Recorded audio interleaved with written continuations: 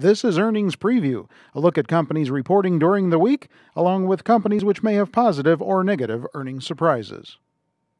This earnings preview for the week of June 22nd through the 26th. Charles Rotblatt here once again to fill us in on all of the goings-on that you can expect to hear about this week, starting with another round of early second quarter earnings.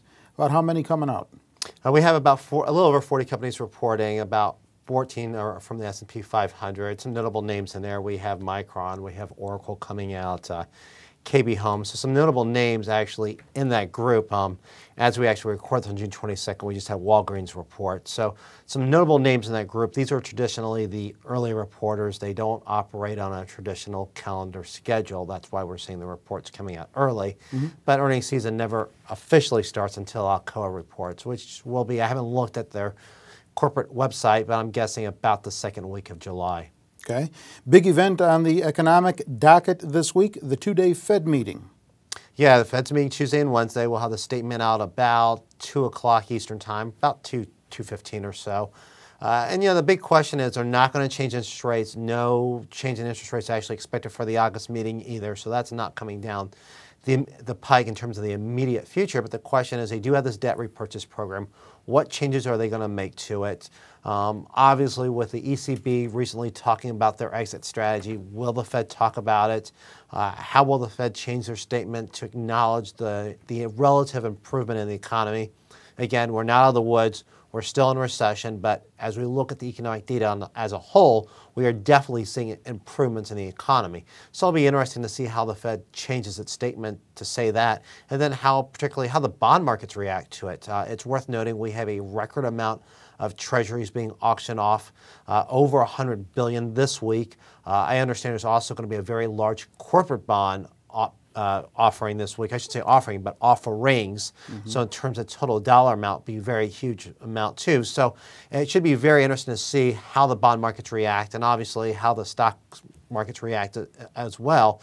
And traders should understand that the reaction we may get immediately following the Fed meeting may not be what holds. It could shift again the last hour of Wednesday's trading, and certainly Thursday could go in a different direction. It's happened before. So very hard to predict how the markets will react to the Fed statement, and we'll just have to wait and see how things play out. Do you think investors are going to be looking for any indications that the Fed might be beginning to rein in some of their monetary stimulus? I don't think so. Yeah, I think they're looking for more acknowledgement that the Fed's holding to its word, that's not doing anything unsurprising. The Fed's been pretty good about telegraphing what they intend to do. So I think as long as there's nothing shocking, and if you look at Bernanke's tenure, regardless of what you think of him, he's been very good about explaining what the Fed's going to do.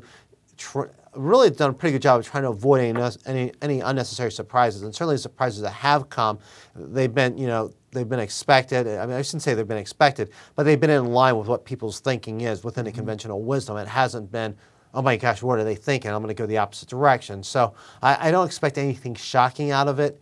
Doesn't mean that traders won't look at it and freak out. It's always possible, but no, I don't expect anything earth-shattering to come out of the meeting or the statement. We also have May existing home sales, May durable goods orders, May new home sales, so no shortage of economic news this week. No, quite a lot. And the housing sector will be in focus. We do have earnings reports from 2 housing companies. As you said, we do have the housing data. Obviously, everyone's looking for signs of stabilization, and I think when you look at the trends, it does look like the housing market has stabilized. It's not improving, but it does seem like it's stabilizing. In fact, on Saturday night, I was out with a friend of mine who is a realtor, and my wife asked her how's business, and she's like, well, I got 5 closings this week, and we're like, great. And then she kind of frowned a little bit. She goes, after that, I have no idea. So there you go. Kind of telling, isn't it? Yeah, absolutely. Charles also outlined some companies that could provide earnings surprises in this most current week. You'll want to go to Zacks.com's homepage and click on the latest headline under the earnings preview category for that information. With Charles Rotblatt, I'm Terry Ruffalo.